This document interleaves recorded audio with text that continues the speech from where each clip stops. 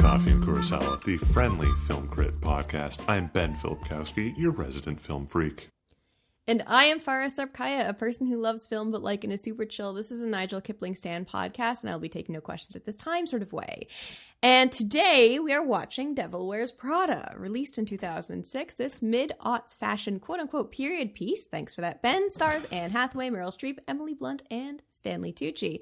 The film follows Andy Sachs, a recent grad who gets a job at the premier fashion magazine, Runway, despite knowing literally nothing about fashion and doing zero research about the job ahead of the interview because, and I quote, it was either this or Auto World, which, as an aside, would have been a much different, albeit similarly interesting film. Andy, played by Hathaway, struggles to fit in with the fashionable women at her new job. Miranda Priestley, played by Mirren, is a cartoonishly demanding boss, but Andy rises to the occasion again and again and is eventually invited to be Miranda's plus one to Paris Fashion Week, taking the place of her coworker Emily, played by Emily Blunt, who has been working towards this for literal years. Throughout the film, Andy struggles with work-life balance and navigates going from just trying to get along in this job that could make or break her career to actually kind of finding her job really interesting and rewarding with absolutely zero help from her boyfriend or friends at any point.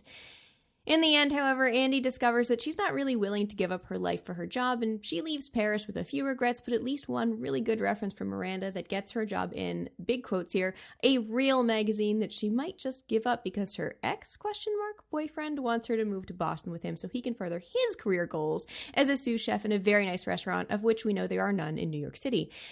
If it sounds like I have a lot of opinions about this movie, you'd be right. So Ben, what did you think? Yeah. Through pop culture osmosis, I think I was led to believe this movie was about women being catty to one another and stabbing each other in the back like a proto Game of Thrones in the fashion world.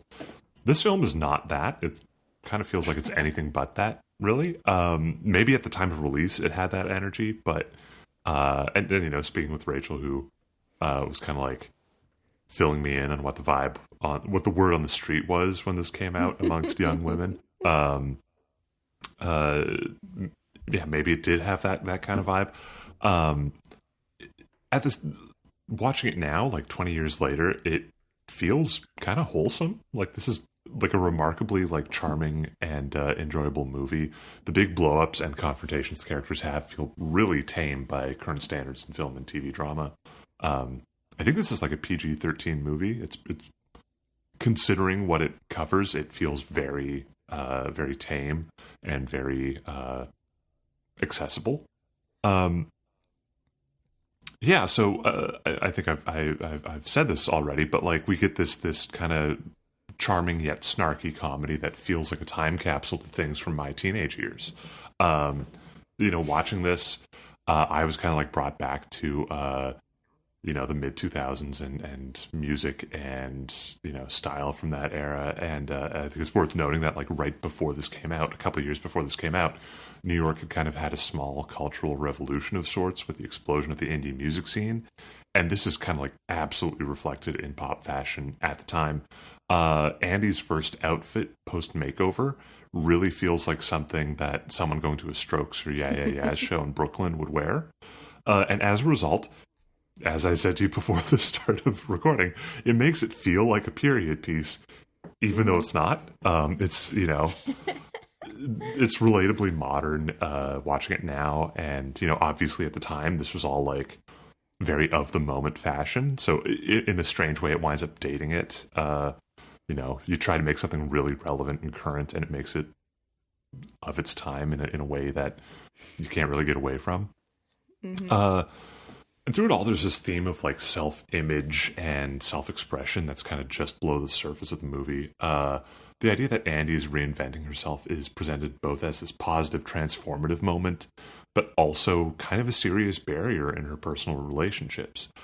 She's changing, and while she's being rewarded materially for it, she's also it's clear that she's losing sight of her sense of self to some degree.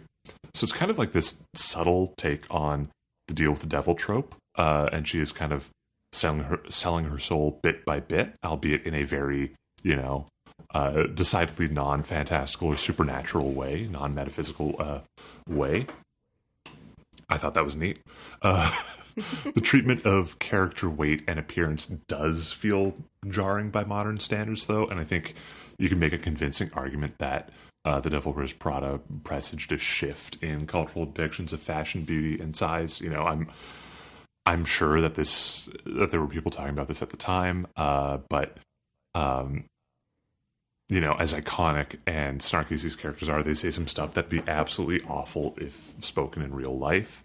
And I was reading some kind of current reviews from Gen Z viewers, and a lot of them kind of commented on how uncomfortable the fat shaming is in this movie, despite the fact that every character who is called fat or overweight, or whose weight is commented on in any way, is like a drop-dead gorgeous actor or actress. So yeah, while I love the snark and it is a really fun time capsule, ultimately, it's got some knocks against it for being part of that machine that kind of fed into some of these beauty standards. But I think it's still interesting to watch because of how it looks at the construction of self-image and identity and how it plays with some of these ideas and themes. And, I don't think I'm ever the one who's going to recommend something because I think like it's iconic, but this is iconic. I think I should have given this a shot years ago and watched it. I think I would have enjoyed it because I certainly enjoyed watching it now. Excellent.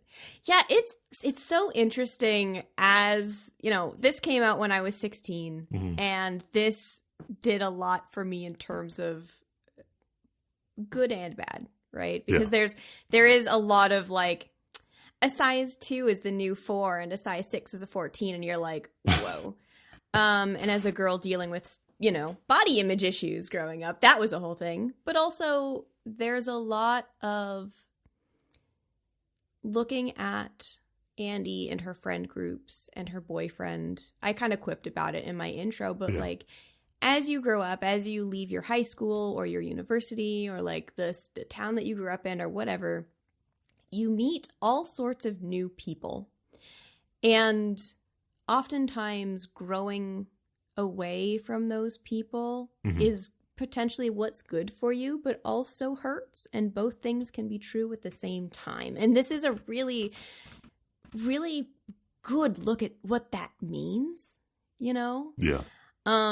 Because as Andy sort of steps into her own power of caring about her job and not just looking at the surface level like, oh, it's just fashion. She does a lot of introspective work on how she sees the world a little bit and I feel like we could look at this metaphor, to zoom out into just like pop culture generally, where so many people are like, oh, it's just a rom-com. Oh, it's just a girls' movie, or it's just a whatever. But those are the things that are the most popular, that the most people sees, that influence everything we do every single day. And like, yeah, that kind of is a big deal in the culture that we are in. And the way that Miranda and the rest of well, I'll say Miranda and Nigel, particularly Stanley Tucci's character, the way they frame up what fashion means in the world and its influence on the world beyond just this magazine, right, is such a moment for Andy that does not then translate into her friends, which causes some of those rifts that she has as she grows and changes. Yeah. But they don't. Yeah. Even as they are getting benefit from her job, they're still like, you used to not care about fashion. And she's like, well, sorry, I changed. That's what people do. And it's so interesting to see how well this movie handles that problem. Yeah. Not problem, but that part of growing up, Yeah. I think that, like, I really like that you called out that bit where, I should say, you specifically mentioned Nigel explaining, like, what fashion, the impact of it on the world, but he also articulates how meaningful it is to him. And I think it's really interesting in that moment. Like, this is her breakdown. She's convinced, like, she's going to get fired or she's going to quit. She's in tears and goes to talk to Nigel, who is, like, the one person who's been who's shown kindness to her, I would say, in the office, even though he is still snarky in his way of going about it. And Nigel says, Nigel basically like intimates that like, hey, like this might just be a job for you, but like you can't be shocked that it's important to the rest of us. And here's why it's important to me.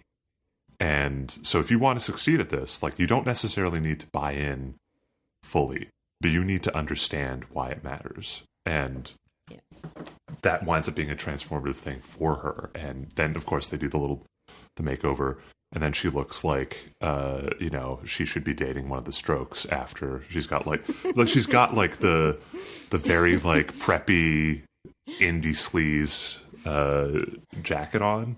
I don't know. Oh, I know. It was I know. For some reason it's very funny watching that scene because like they're like, oh wow, look this iconic look, and I'm like, that is like I'm that's pretty sure so I wore something like that in high school. yeah.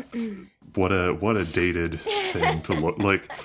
It's presented as like the cutting edge of fashion, and you're looking at it now and you're like, boy, no one would wear that anymore. Like that's so out of date. And I'm not a fashion guy. Like I don't follow fashion whatsoever. And even I'm like, nah, this ain't it. Yeah, it's pretty odd. It's jarring. I mean, time makes, fools of us all, but indeed. Indeed. I will note too, like Stanley Tucci's character Nigel and one of her friends in the friend group whose name is Doug, played by Rich Sommer. Oh, I believe you mean Mad Men's Harry Crane. He's just time traveled forward. Yeah, of course. The eternal Harry Crane. Mm-hmm. The fact that this is a movie in the early aughts and the two characters who are coded as queer, it is delightful to me that they don't make a big deal about it. Just as an aside, it's just nice. Like there's a couple of like little trope flavors in there, but at no point is it just like a big deal. They're just there. Yeah. And I'm like, thank you. Like, yes, it's a cliche that they're into fashion, and yes, it's a cliche that Nigel used to read Runway under the covers as a little boy with all of his brothers, playing soccer and stuff. Yeah. But also, I don't know, I just appreciate this movie for that little snippet of not making it a big thing. But anyway, that's an aside. The point of this is just like, as she grows, like you said, that seeing that other people find this thing important allows her to find things in it that interest her as well. Yeah. Which is, I think, a really mature perspective for her to continue to grow into, that contrasts so heavily to her boyfriend and her friends who are just like, fashion, it's just so whatever. And you're like, okay, I know that you're super into your midnight grilled cheeses and your art shows because that's super not niche. But other people are allowed to care about what they look like. And like the fact that she becomes open to that, and I think you called it out earlier before we hit record of how she fakes it till she makes it in going from this very shy wallflower to, and like awkward and like not fashionable at all, into this very poised, very professional, like, admin assistant for this woman is just like, I feel like we could have had a longer fake it time, because we go from, her crying in the back room with Nigel to she steps into the room in her awesome outfit, and sits down, answers the phone. Hey, I've got Patrick. And then she's just this beautiful montage of a million different outfits that, teenage me would have killed for. And at no point do we see her struggle with, the work-life balance. We see her struggle with boundary setting. We see her struggle with her interpersonal relationships, but we don't really see her misstep once she's had the glow up. Yeah. Which it doesn't give me fake it. That just is like, she had the glow up. Oh, she has confidence now. She can do it. She can do the thing. Yeah. Which, I don't know. That's not a bad thing necessarily. Something like switched in her brain and she just like got it. And that's great. But also, I feel like we could have had a little bit more of that transitional period of, oh, she's still kind of figuring it out. And we don't really get that for me. Yeah. I think like to some extent, well, they're not necessarily showing us like we do get a fashion montage of her, becoming more stylish and more at home and comfortable in this world. But we do have, I think there are a couple shifts in the in this movie for her character, because like, yeah, she has this makeover, she starts getting more comfortable, but it's not until like she has to save Miranda from like a couple other things, or like kind of save the day, that it's like, to me, that's where it's like, oh, and now she's like locked into this mode. That was my read on it, at least. I completely get what you mean, though. Like, it is, it's both the benefit and the detriment of like movies, is that they are so time bound that like, you kind of have to rely on implication for a lot of stuff, and we don't get a lot of that implication. We do get a sick fashion montage, though. But we sure do. But we don't necessarily get the professional success montage. Yeah, I mean, I think you're right. We do get that moment where it doesn't really matter to her to go to Paris, because the assumption is that Emily is going to go to Paris. And, she ends up having to skip her boyfriend's birthday party to go to this like big fancy networking event, basically. Yeah. And she is able to remember the face of one man that Emily can't, because Emily has a cold and has been running herself ragged and not eating, because that's just a theme in the movie of her just being on the Atkins diet, basically, but worse. Yeah. And, that, and then like her failing Miranda, but her failing is that nobody wants to fly Miranda out of Florida, I think, in a hurricane. And it's like, that's what you're going to be mad at her and fire her for? You couldn't get the National Guard to fly this woman out of... It's crazy. Oh, yeah. I mean, it's completely unreasonable. Truly. And like, I know it's supposed to show how unreasonable she is, but it also... it took away from it a little bit for me, because there's nothing in her control. Like, it was... I know the point is to show that Miranda's unreasonable, but it also didn't feel like a failure to me for Andy, because like you can't unless you go down and drive there and pick her up and drive home. That is literally an impossible task that she has gotten her to do.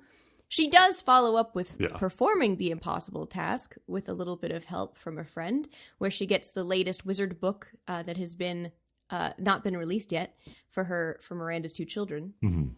But there are a couple moments like that, I feel like, that could have been a little bit more under Andy's control, and it almost would have felt a little bit more impactful to me insofar as her feeling guilt at not succeeding at doing the thing. Yeah. But I also understand that wasn't necessarily the point of that whole thing. So, like, I could go either way on those moments. Yeah. Yeah. I think, like,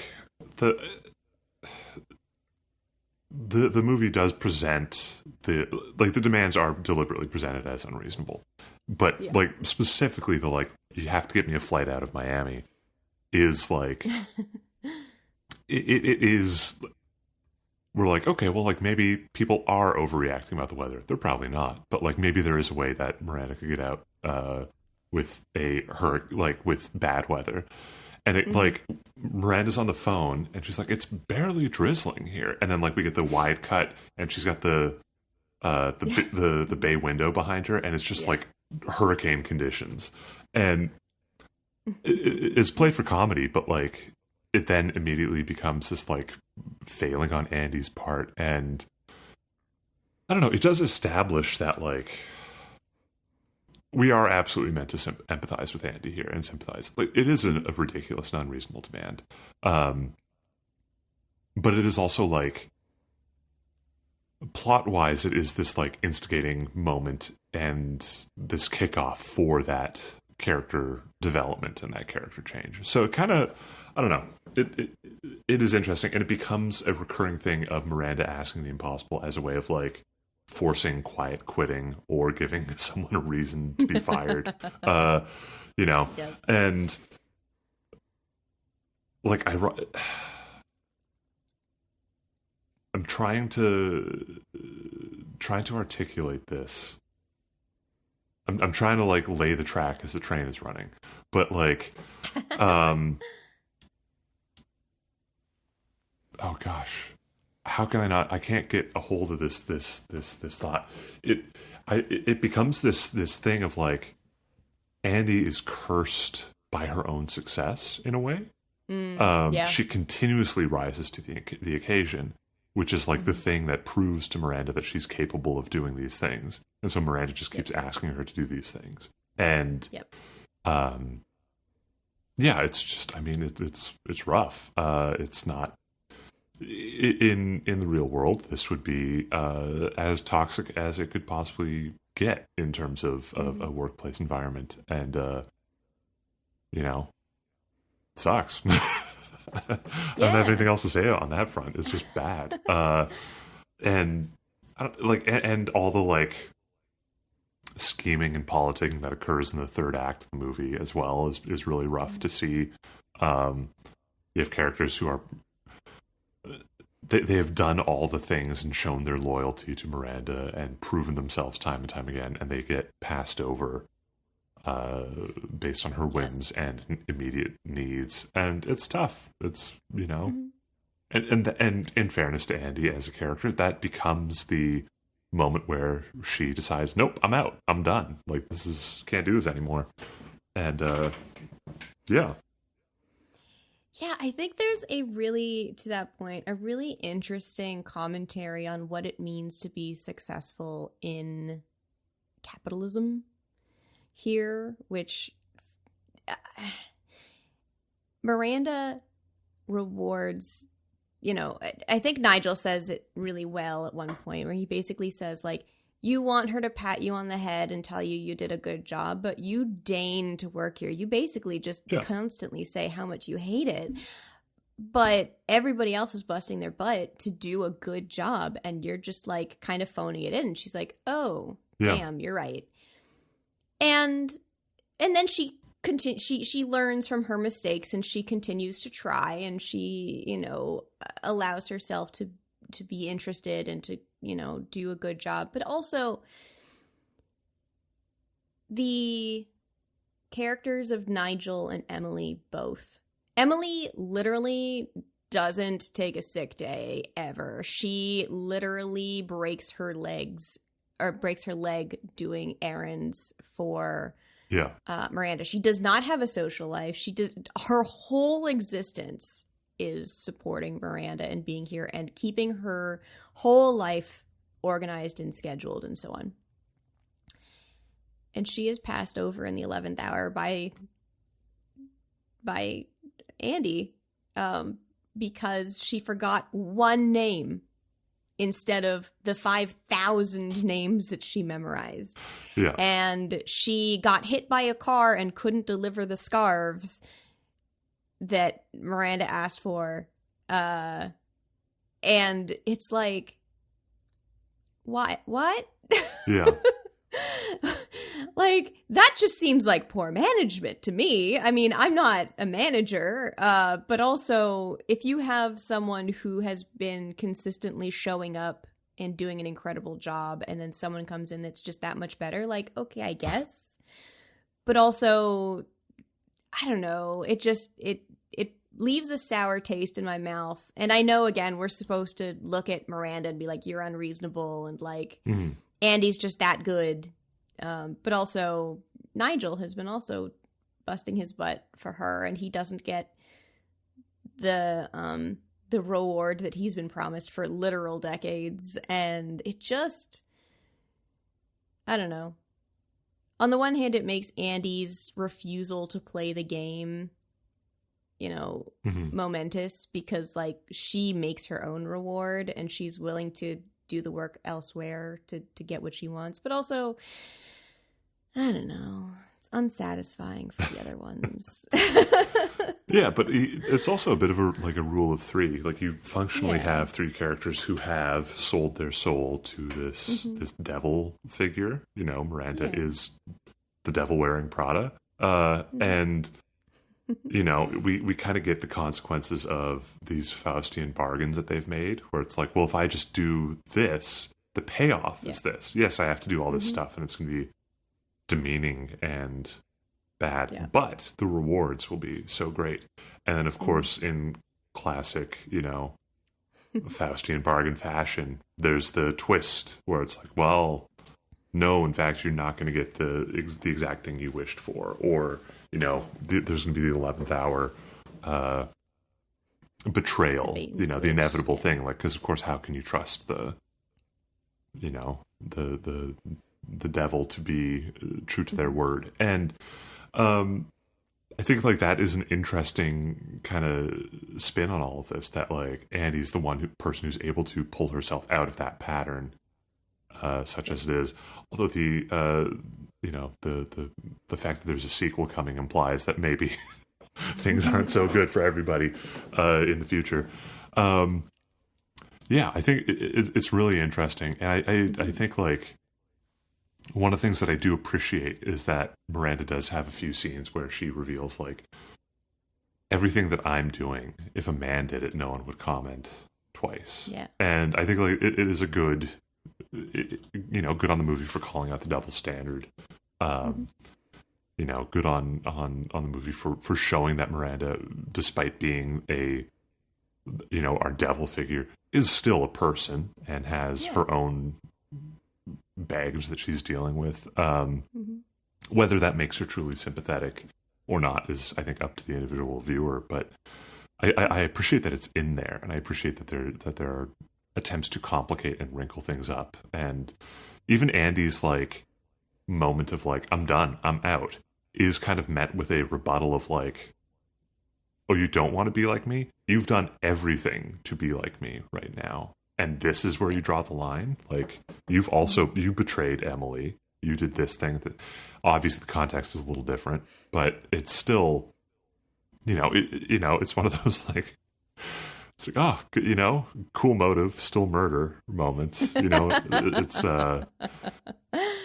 you did a bad, obviously, like, understand where you're coming from with this, but you still did a bad thing. So I don't know. I think it's really interesting that way. Yeah. And the fact that Miranda, in the end, gives Andy what she wanted. She gives her the reference that gets her hired at a magazine in New York, or a newspaper in New York, because she showed not just she could do the job, but also she is willing to stand up to the person who could have given her the world. Yeah.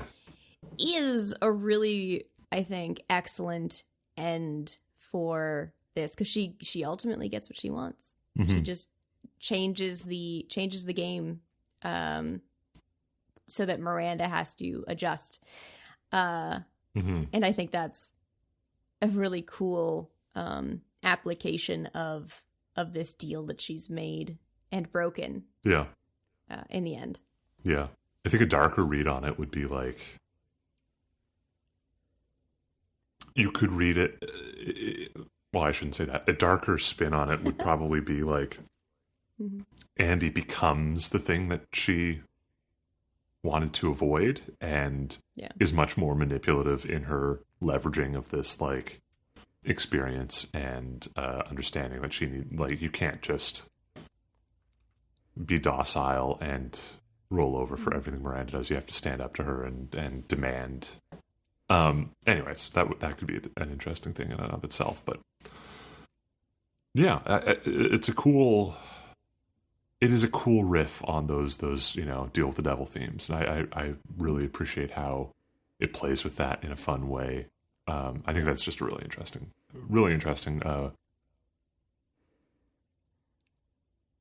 reframe yeah of the story. I was gonna say spin, and I'm like, I've said that before. Yeah, it's a really interesting reframe of the story, and it puts an interesting twist on what could otherwise be a very straightforward sort of workplace comedy drama sort of thing.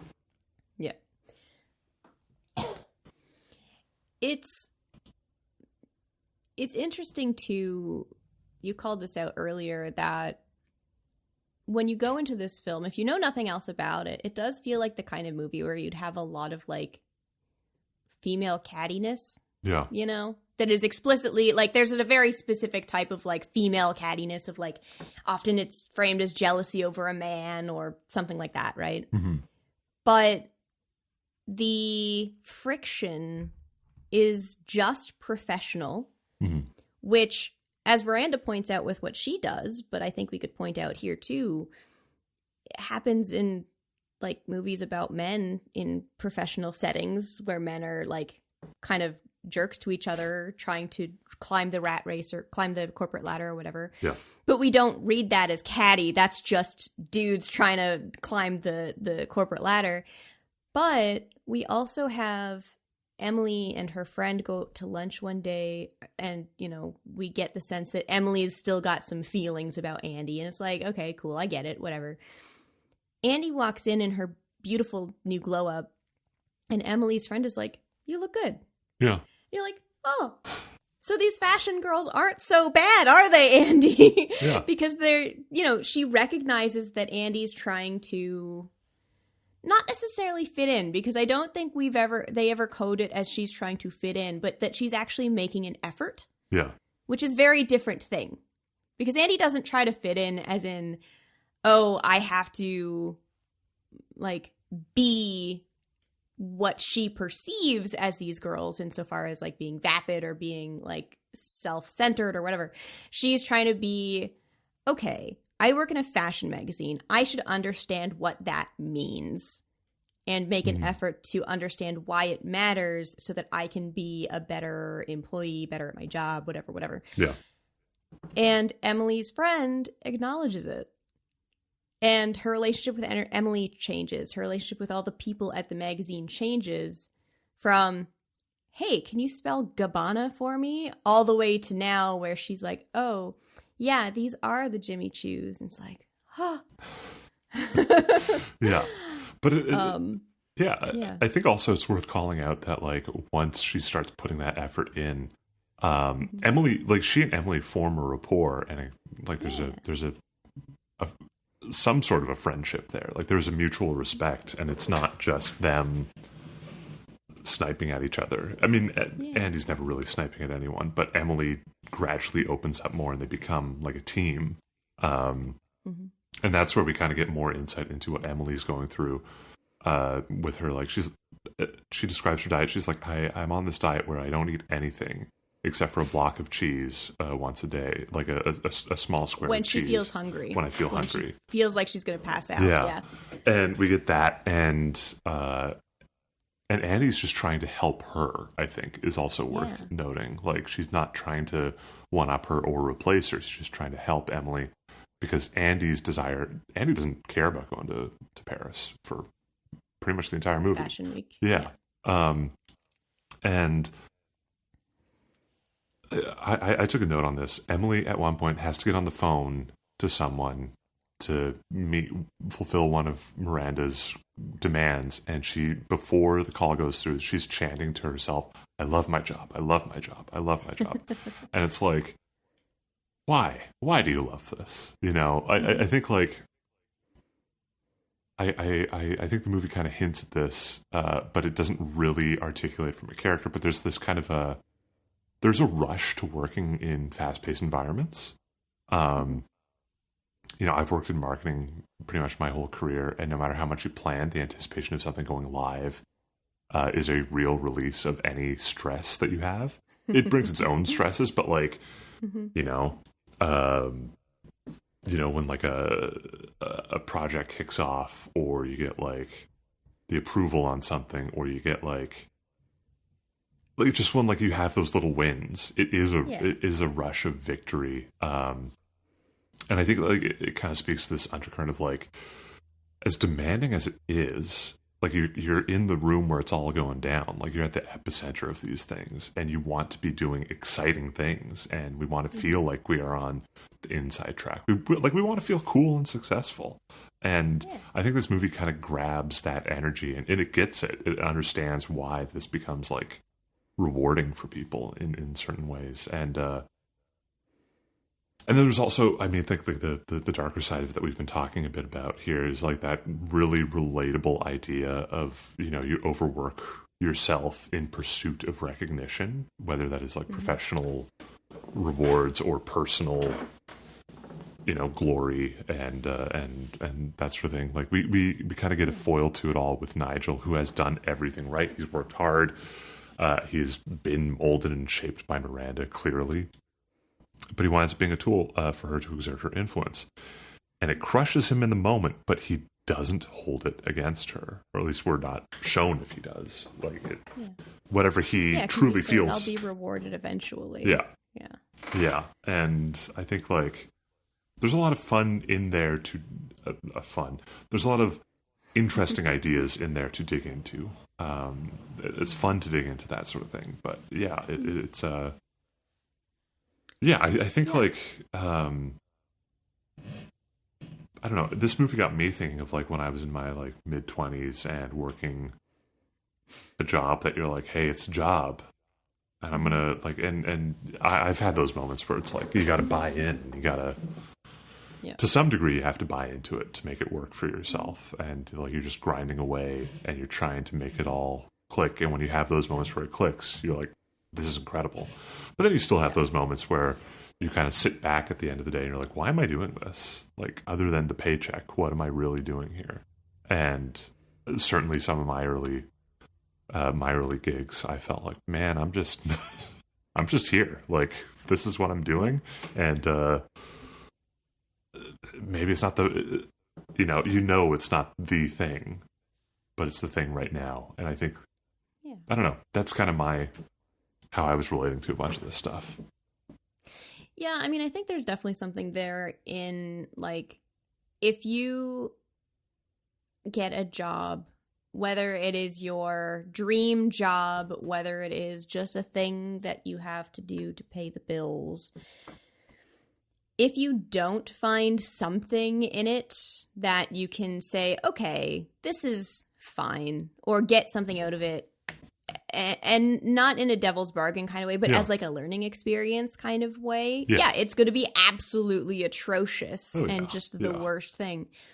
But on the other side of that too, even the best job in the world has stuff you don't like. Yeah. You know? Like, I was in a workshop a couple of months ago with Sam Riegel, the voice actor, and I asked, like, what's the part of this job that you don't like? And he had a couple, and I was like, yeah, because he's a prolific voice actor. He is on, you know, Critical Role. He does all these incredible jobs. He's a director, all these things. But also, there's still parts of the job he doesn't like, because there's just, every job has things you don't like. That's just the nature of work. That's just the nature of life. And I think one thing too in here is that with Nigel and Emily, they are waiting for the day that Miranda crowns them and kisses them on the head and says, hey, you did a good job. Here's your reward. And Andy rejects that, and she decides to go get the reward for herself. And I kind of love that she has taken from this job everything that she could learn. Yeah. And she found a point where she said, I'm done learning from this job. It's time to move on. And I really love that approach to climbing the corporate ladder, like a job story or like whatever, because that's just working. Yeah. Right? Like that's the epitome of growing your career, is you find roles that take you in a direction towards success, but nothing's going to get you to the end, because there is no end realistically, right? It's all done when you stop learning, so you got to go find somewhere else where you can learn more things. And she does that instead of the other two who just are waiting for their crowning moment of glory where Miranda will, acknowledge their good work with a prize of some kind, and it just doesn't materialize. Yeah, I think that really all ties in really nicely with what we've been saying about like self-image and the creation of self-identity. There's something that I keep coming back to with that is this like idea of like, I think the clothes we wear, obviously, everyone wants to look good. You want to look good so you feel confident and present yourself a certain way to the world. And I think as a result, the metaphor that I kind of keep coming back to is that like the clothes that we wear are like, it's like a suit of armor, as much as it is like this image that we're presenting out there, it's a way to protect ourselves from critique and criticism, or from feeling bad. Like it's a way to kind of like present yourself in such a way that you are confident, you are to build your identity, that you are a person who does these things and is successful in these things. And I think that like the explicit touch point I have for that is there's the TV show The Bear. In its second season, there's this character played by Ibn Mas Bakrak, who the character's name's Richie, and he's this cursing all the time, kind of dresses in a leather jacket and band t-shirts a lot, and he's not a chef, but he helps run the restaurant. And so he gets an episode dedicated to like, look, I'm going to go send you to this like Michelin starred restaurant I used to work at, and I just want you to learn what you can there, not as like a chef, but just in like the front of house stuff, and what you can learn from that. And the episode is him gradually being confronted with like, look, this might not matter to you, but it matters to us. Like the way that we present ourselves, the way that we behave, and the things that we do, the food that we cook. You might think it's all like BS, hoity-toity, pretentious stuff, but it matters to us for these reasons. And so like the moment in his character growth that I think like my mind kept coming to watching this, Andy gets her makeover. Richie is given a suit, and he has like a suit up moment where he puts on this nice dark suit, black tie, dark shirt, and the character who has been helping him grow in this when he's starting to get it, he's like, how's it feel? And Richie's looking at himself in the mirror, and he's adjusting his tie, and he's like, it's like a suit of armor. And then like from that point on, it's just like he's like he gets it, and it's such a cool moment and cool episode to watch, I think, because you've seen this character be like, I don't like this guy. He's awful. He's abrasive to everyone around him. And it's like, this episode is like, they compress all this character development into this incredible moment and this incredible sequence. And, he goes from not getting it to getting it. He goes from, he finds the passion in it. And I think that is a really cool thing that this movie does, is that it shows that you can find the passion in it, even if it's not the end goal, like you've been talking about. Like, yes, maybe this is just a stepping stone to something else, but you find what you can from something, you take what you can from something, and you bring that with you to the next thing. And I think that is a really interesting and really inspiring thing in this movie that I think, I wonder how many people watch this and we're like, I want to get into fashion versus I want to, I want to find myself.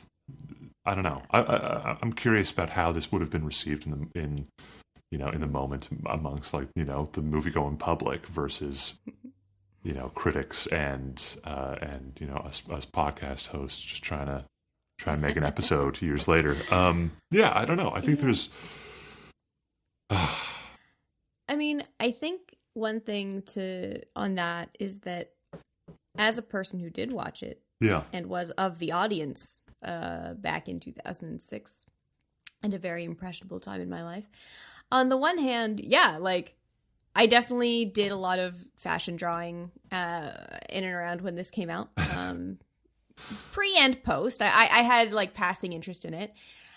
And on the one hand, it did spark a bit of interest. But on the other hand, I think much like every other piece of media that we consume just in our lives, those things build, even if you don't necessarily understand it to mean one thing or the other in that moment. And seeing Andy choose, I can keep going in this career because I'm good at it, or I can start again from the bottom over here because that's what actually still interests me. I think that's still a lesson that even if you don't actively take it away, it still sits in you somewhere. Would be my read on it, because that's just how media works. Right? Yeah. Like, you know, just like I don't necessarily think I've watched a bajillion rom-coms or read a million romance novels and immediately assumed true love is a thing. But also, you know, I can spot a red flag from pretty far away now. Glad that I don't date anymore, but boy howdy. Could I do it? And once I got older, I sure could. You know, and ultimately, what we take from any piece of media changes when we watch it too, right? Like back then, I probably took you're a size 6, you may as well be a size 14 as a personal challenge because I had Emily's diet in high school and university. It was a problem. But now, looking back at it, I can be like, oh, that was ouch. Like I can look at it differently, just like anytime you reread a book or whatever, you get something a little bit different because your life is different. Yeah. Yeah. I think that's one of the coolest things about movies is that they just continue to exist, but you grow and change around them. I think people have said that about, like, there are a few like really famous analogies or quotes around that I'd have to look up, but like as you revisit film through your life, it takes on a different meaning, and I think that's really that strikes me as something that's cool about this movie in particular, is because it is so wrapped up in a time, it becomes, you know, relevant in other ways. Yeah. I think that's a great kind of bringing us back to how Andy struggles with her personal relationships with her friends, because Andy has this really cool experience working at a fashion magazine where she's talking to people for whom fashion is it. It's the thing. She is surrounded by people who are passionate about this. Her friends aren't. And so she changes. She's the problem.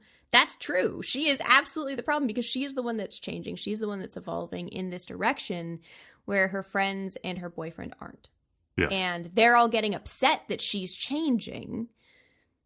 And she's just like, well, no, but all this stuff is really cool. But her experiences are not transitive, right? Yeah.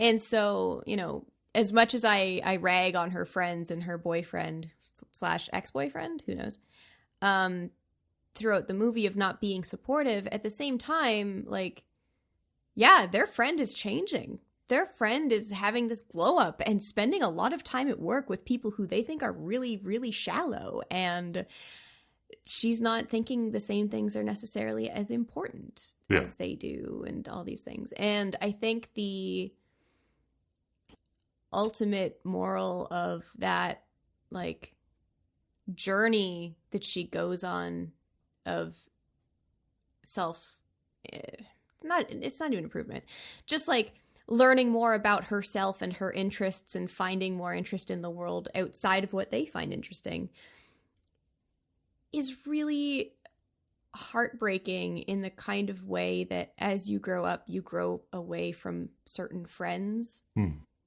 it's nobody's fault. You just grow differently. And there's I really love that they included this, even though going through the movie you're like, oh my God, you guys suck. You know? Yeah, I mean, I also want to, like, as not quite a counterpoint to that, but I also want to say that, like, for as much as her friends are frustrated with her changing, they challenge her on like, oh, why do you, this stuff's so shallow. And the defenses that she is able to like muster in favor of the fashion industry and why this should matter, they are pale imitations of what Nigel and Miranda say. She just does not have the juice when it comes to making that defense, because ultimately, like, this doesn't matter to her the way that it does to them. And I think like her friends definitely clock that like this isn't you to some degree. But like the fact that they are not as willing to ride out this experience or to be patient is like that sucks. It's rough. But like people go through these things. Like you change so much in your 20s, change so much. Like you change so much when you're at university, and then you change so much in those first few years post university. And like that's probably the one constant. But you know, that's just life, man. Yeah, that's just life. But I think like it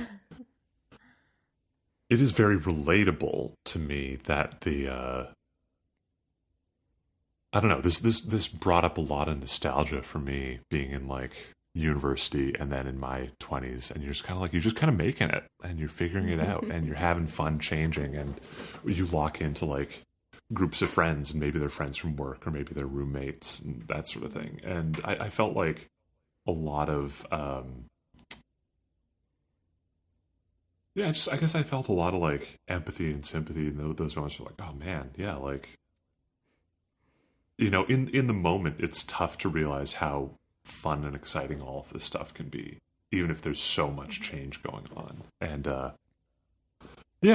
don't know where I'm really going with that one. I just think like change is inevitable. You know, everyone in this is like early 20s, and therefore the fact that they behave poorly to one another does not surprise me.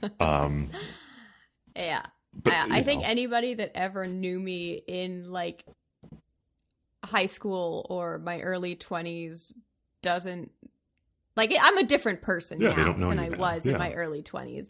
And sometimes you grow with people, and you know, because you and I met 7 years ago, give or take, I think something like that, at work. And look at us now. Versus my husband and I have been together for 13 years, give or take, at this point. And, you know, we had a lot of growing pains because that's just what happens. But I also have friends that I've had since high school that I, you know, still are in contact with, and others that we lost contact in our 20s because we were just too different at that point. And it sucked in the moment because it feels like it should be a bigger deal. But also, that's just what happens sometimes. And, you know. Yeah, I mean, for me, I'm really thankful that,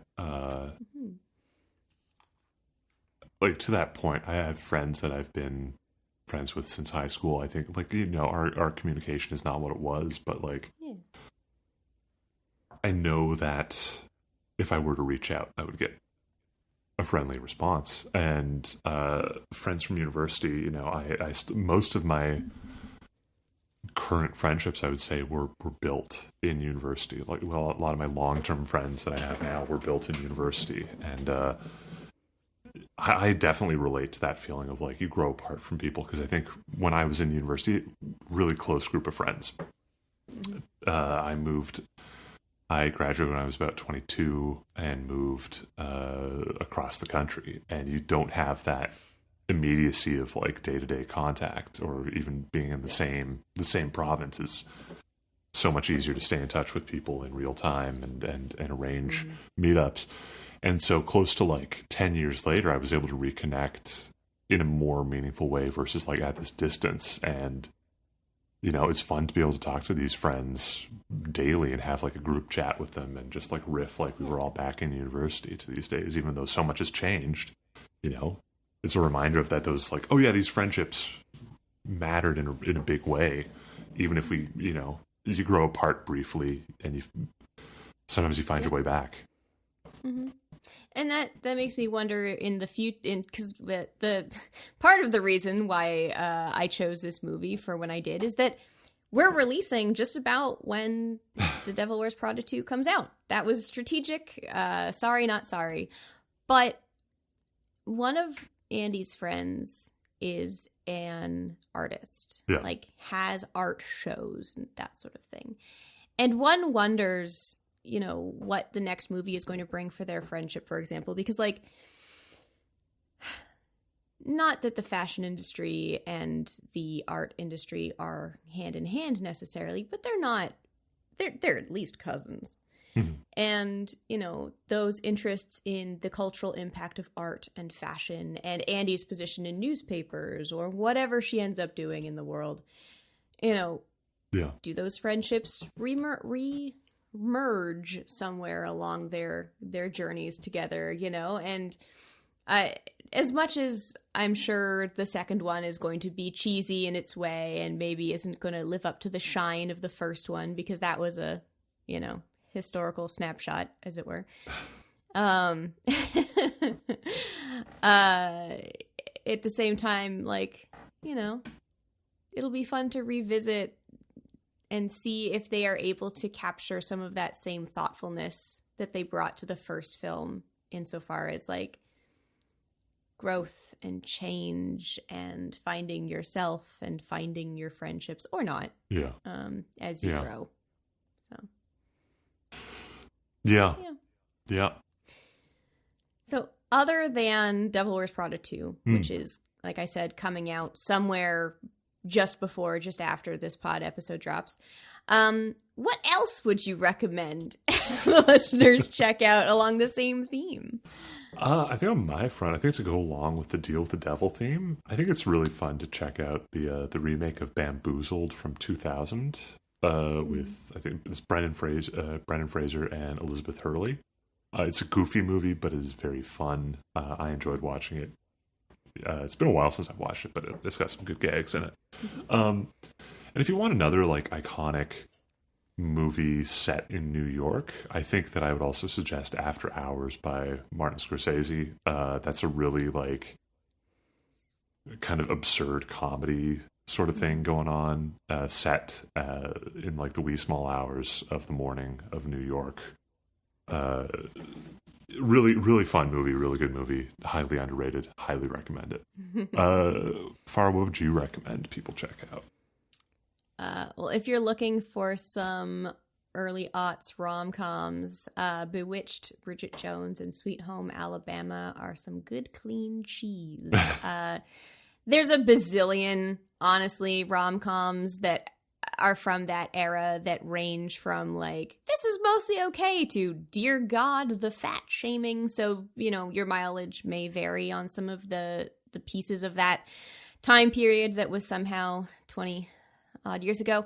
But those are a couple that I find are mostly okay on that front and just fun. They're just fun. What else is fun is finding us on Patreon as Coffee and Kurosawa.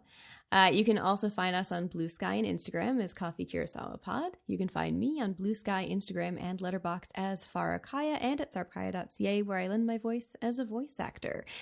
Ben, where can the people find you? I'm on Blue Sky as at the Benjimon, and on Letterboxd as at Benjimon. And I think that brings us to a close on our coverage of The Devil Wears Prada. And I'm trying to think of like an iconic line to close this with. And this will be releasing. Oh, when will this be? Well, this will be releasing in spring, and florals in spring. Groundbreaking. Groundbreaking. That's all I got. Thanks for listening.